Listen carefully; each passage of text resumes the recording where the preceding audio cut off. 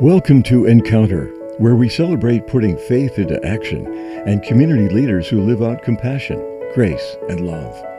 We're a program of the Broome County Council of Churches that addresses food insecurity through CHOW and the Greater Good Grocery, provides hospital and jail ministry, builds wheelchair ramps, and assists neighbors with transportation and shopping services through Faith in Action volunteers. We invite you to the conversation. Encounter your neighbors as we learn to walk together in love and kindness. Good morning and welcome to Encounter. I'm your host today, Joe Sellepack, the Executive Director at the Broome County Council of Churches. One of the programs that is up and running now at the Council of Churches, I know that we've talked about it and we've introduced you to the head chef, but we are in the, executive chef. We are in the process of really expanding it and running it now. Is our prepared meal program with CHOW. And this is a way for us to be able to really expand the amount of food that we're capable of giving out by using our recovered food that's near date and making it more neighborhood accessible. And to help me talk a little bit more about how it's expanding, how it's already growing, are two of the employees of the Council of Churches who are working with our prepared meal program. We have Jessica Kehl. She is the newest employee who is working with the prepared meal program. She's our dietitian. Welcome to Encounter, Jessica. Thank you. And Scott Bombard, who is the executive chef, head chef, whatever, lead of the prepared meal program. Scott, welcome back to Encounter. Thanks for having us. So let's talk a little bit about, I know that we're toying with a name for the program because, CHOW is such a big name and Faith in Action is a big name and all that kind of stuff. And we've been toying with a name. We've passed it by the executive committee. It needs to be approved by the board, but I think it's good and it's one that I think has got legs and it's going to probably stick with the program. So you want to talk a little bit about that and about how you came up with it? It's MANNA, which would stand for Making Abundant Nourishment Neighborhood Accessible. Came up with it really based about what we plan to do with the program, getting meals into the community where they're needed, and it just made sense. And it's a great story too from the Bible. So one of the things I love about manna is the idea that the children of Israel were being brought out of captivity into the land of they were on their way into the land of promise, and while they were wandering in the wilderness, God supplied manna from heaven, which people were capable of eating, and it was nourishing. It was sweet. It was nourishing, and it was healthy for everyone. And so people had manna from it actually came up as dew, kind of on the grass, and it was something that people found nourishment from. And in a similar way, when you start thinking about how our food is gleaned, from various places, you can start seeing how that manna is an really appropriate title for a prepared meal gleaned program from the biblical perspective, but more importantly, as you said, from the neighborhood perspective too, because we're trying to feed people in the neighborhoods and make it really accessible to folks. Absolutely. Right. So how are things going as you think about it? Things are going extremely well. We have been actively preparing meals for 8 weeks now, and in 8 weeks we've been able to prepare over 7,000 meals. We've been able to deliver to 3 counties and over 34 different pantries, which is amazing that we've been able to reach that many people so far. We're getting great feedback, and actually starting very shortly we'll be entering the medically tailored meal side of the program, which is exciting as well, which we can provide meals for those on Medicaid that really that qualify for the program, and it's just another side of our business, or side of the program. And Jessica, what are some of the requirements for that program? Like what kind of health conditions would those folks have, and how might that correspond to the types of meals that they would be receiving from the program? So there's some screening criteria that gets done to see if people qualify for the medically tailored meals. Questions about your economic situation, and if you're in a poverty level, also if you're living in a situation where maybe you're not able to cook for yourself, or you don't have the equipment to cook, if you don't have a stove or a microwave. And then some health questions as well, to see if people have chronic diet-related health conditions, things like diabetes, heart disease, renal disease, obesity, high blood pressure. Those are all things that we are going to be able to take on and tailor meals specific to those needs. So it'll be something that fits each individual need. And how does that work? Like when you say that you tailor it to a person's needs, what would that look like as far as the meal is concerned? Well, I will look at what the health conditions are of that individual, and we'll also have a conversation with them about what their health goals might be, what they're looking to get from us. If they want to lose weight, or if they want their blood pressure more controlled, things like that. And then I can take that into consideration when we create their menu. Okay. Because each person has their own set of nutrition needs. Nutrition is not a one-size-fits-all sort of blanket, which is why it's important that we get to tailor them individually. And taste too, right? So like if a person doesn't like fish, you don't give them a whole bunch of fish, right? So that exactly. adds another layer of complexity to what you have to do, right?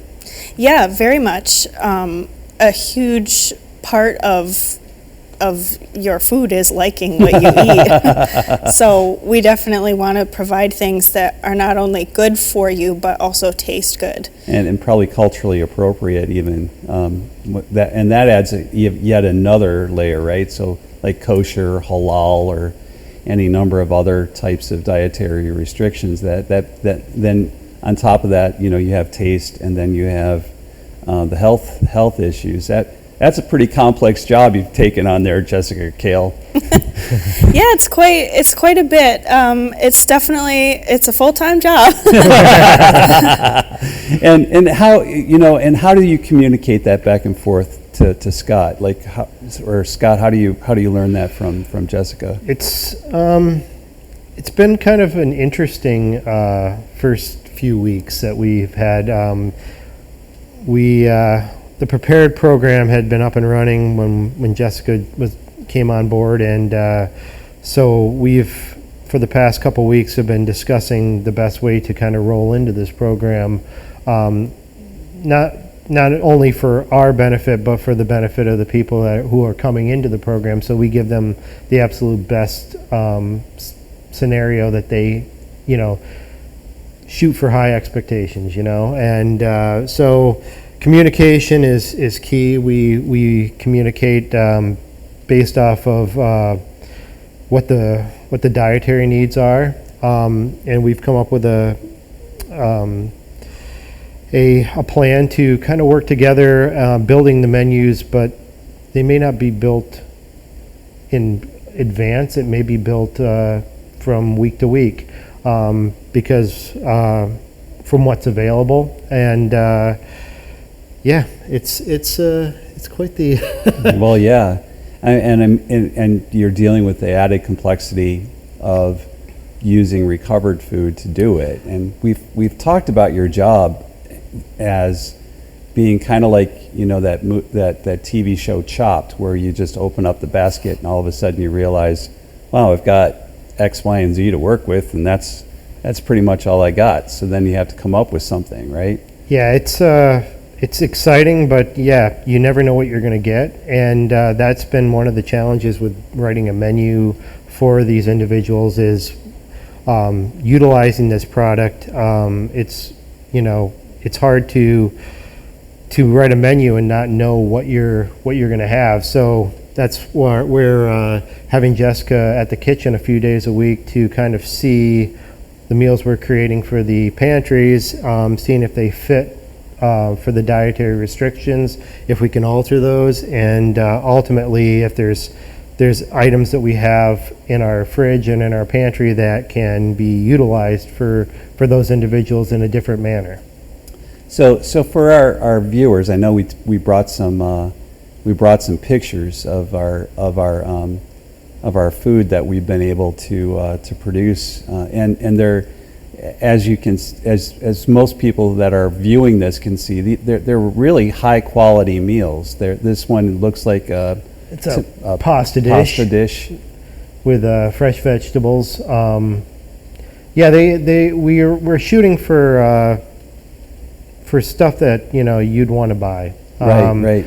We want the quality to be high. We want the presentation to be high because we eat with our eyes before we even take a bite of something. So right. We want it to look appealing and be seasoned properly. And Now,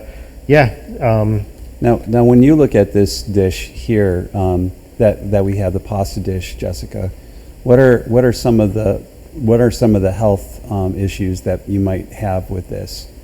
Would there be certain dietary restrictions that would keep that from being a meal that they would be able to eat? Not necessarily. It looks pretty appetizing. It's got the color component and it has fresh vegetables, which is fantastic.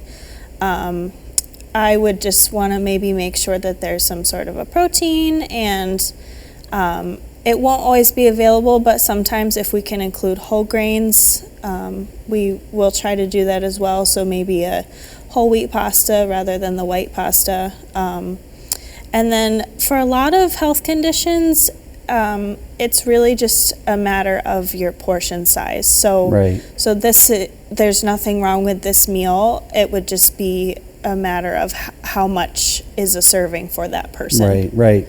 And really, I mean, the food itself looks amazing. I mean, that's what I will say that I was one of the first guinea pigs of the of Scott and Sean, who had made they had made a salmon dish, which was absolutely amazing. It was really, really good, and they had these fingerling potatoes and a bunch of other stuff, and you're sitting there looking at it going, this is recovered food, and it really doesn't have that feel to it. It's more like what you get if you were to go to like Wegmans or Weis or Price Chopper, and you buy their prepared meal that they've got in a box in their cooler, and then be able to take that home for your family. It's very similar to that, right? Absolutely. I mean, that's really our goal is Wegmans was kind of the standard that we wanted to at least hit that. We wanted to, part of our tagline is chef-inspired restaurant quality. Right. We really want it to be something that, you would go out to eat and you would see it and you would want to order it. And I think we've succeeded at that in the first 8 weeks. So. And the reports that you get back from the folks that you've been who've had it has been good too, right? Yes, we start out of the 34 pantries. Some of them we started with 10 or 20 meals, and we now have a a wish list that our delivery driver Micah has been putting together, which has grown at least double and sometimes more. We even have people coming to pick the meals up now. So yeah, they're in high demand, and it's with the medically tailored, it just adds another level to this whole. Well, and my guests today are Jessica Kehl, who is the dietitian with the Prepared Meal program, we're tentatively calling MANNA, and Scott Bombard, who is the executive chef for MANNA. We are, and we're talking about our Prepared Meal program that has come on to the CHOW program, and how the various types of meals that we've been able to prepare, and some of the dietary restrictions that we're capable of meeting through the program as well. So as you're thinking about the program, where are some of the places that folks can get it, and why too is it important for us to offer prepared meals for people through the pantry system? So to answer the first part of your question, we're in 34 different, we deliver to 34 different pantries. Not every week, but Catholic Charities gets a lot of ours, St. Cyril's, Project Concern, just to name a few. As far as, the importance of the prepared meal program, not everybody has a kitchen. Not everybody has an oven. A lot of people are in hotels, and all they have is a microwave. So these are all microwavable. We also have been listening to our pantries by preparing meals that don't need to be heated up, such as sandwiches. That way that, because there are a lot of people that don't even have a kitchen or don't even have a microwave. So, and where CHOW, and the pantries can give out food to people, if you don't have a way to prepare the food, it's hard. So yeah. This gives them another, it makes it easier for those people. And really, I mean, when you look at the quality, like this one right here, looks like it has some crust on the meat. Yep, it's a roast pork with potato wedges and fresh green beans, and then that little dish is a gravy. There's a gravy that they can put on it, right? And so then that could be put into a microwave and then heated, and then you could feed yourself and perhaps even your family with something like this. And it's healthy.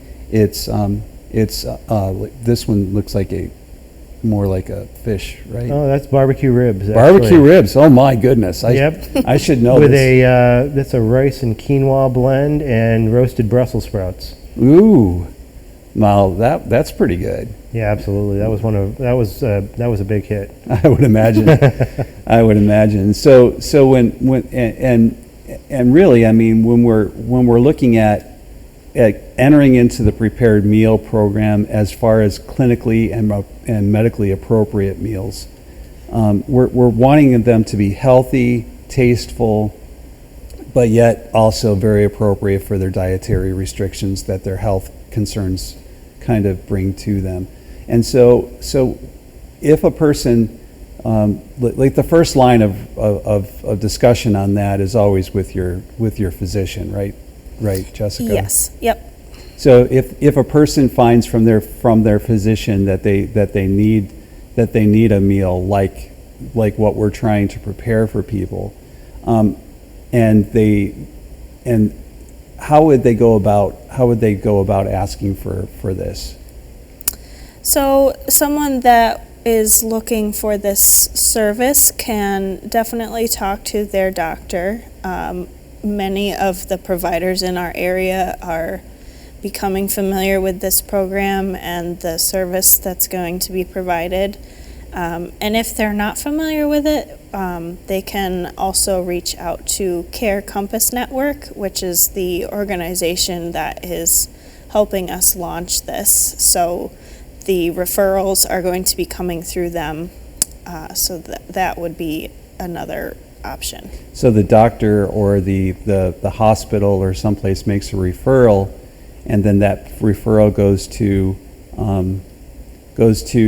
Unite Us, which is the computer program, and then Kyle Lake, who works with the council, is a navigator. He can pull that, and then he gets those to you. Is that how that works, or can you pull it directly off of that?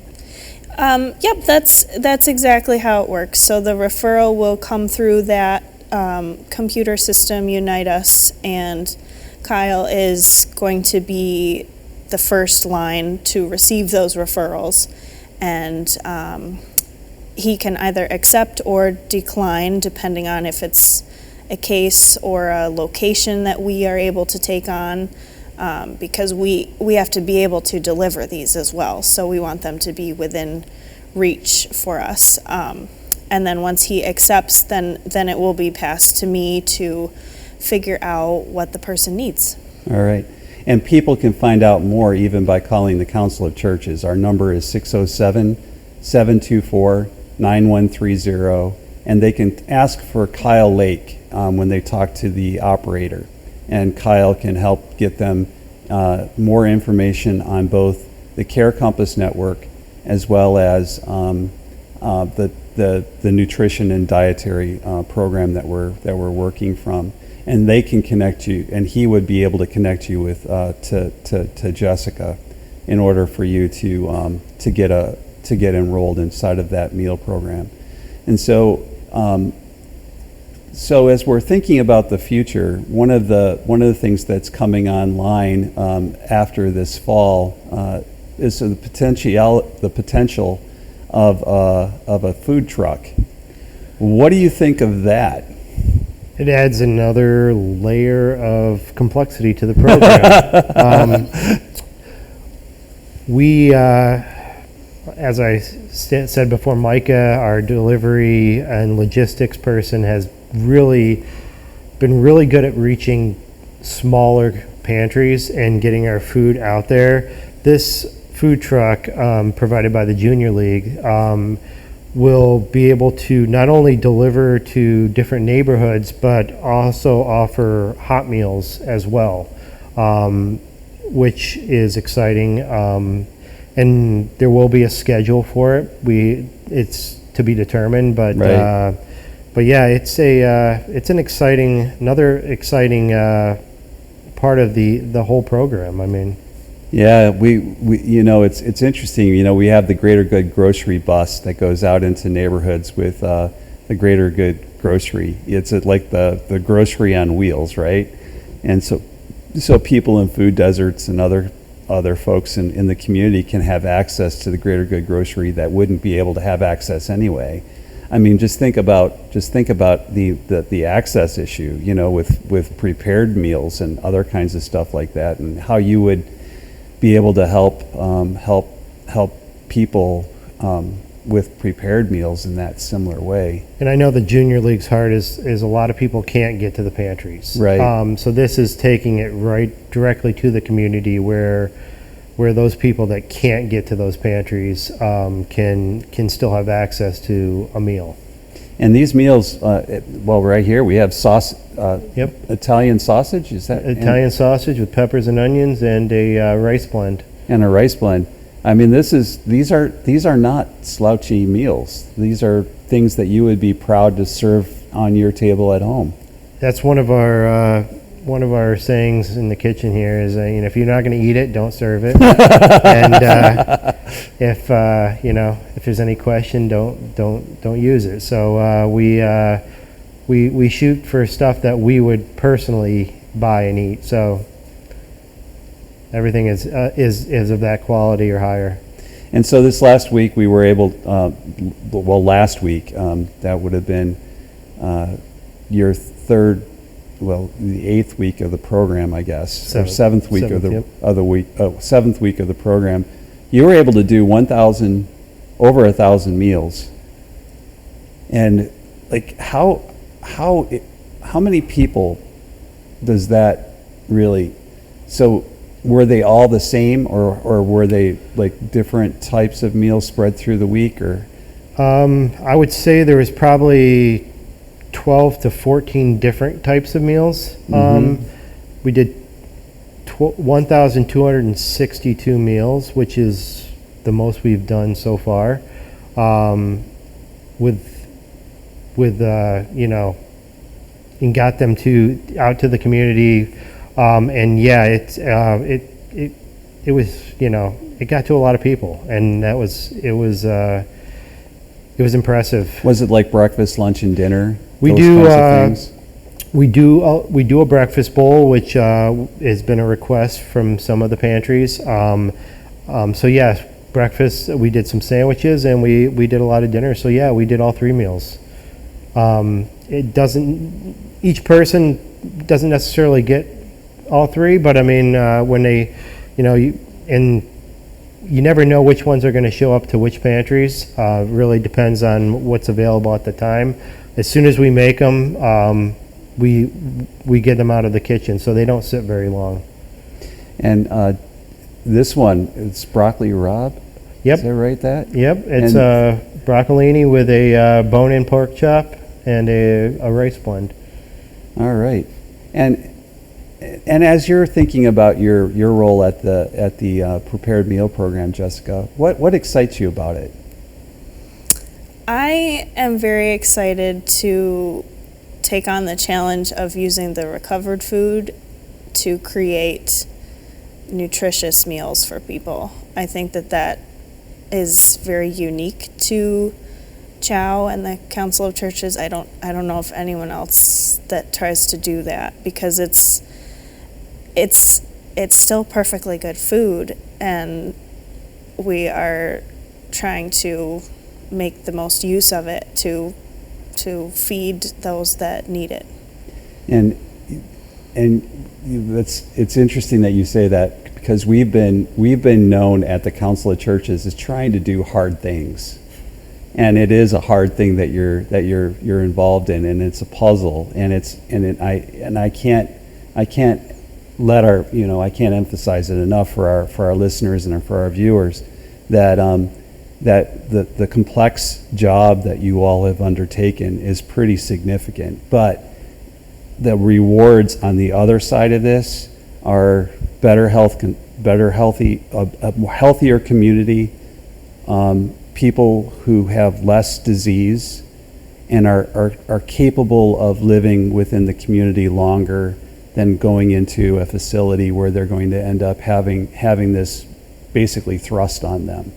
So I want to thank you both for being on Encounter, Jessica and Scott. And for all of you, I pray that today you would be good and kind to each other, be generous to each other, and why don't you just go and have a healthy meal and think about all the good things that can come from a good, healthy meal. Amen. Have a great day.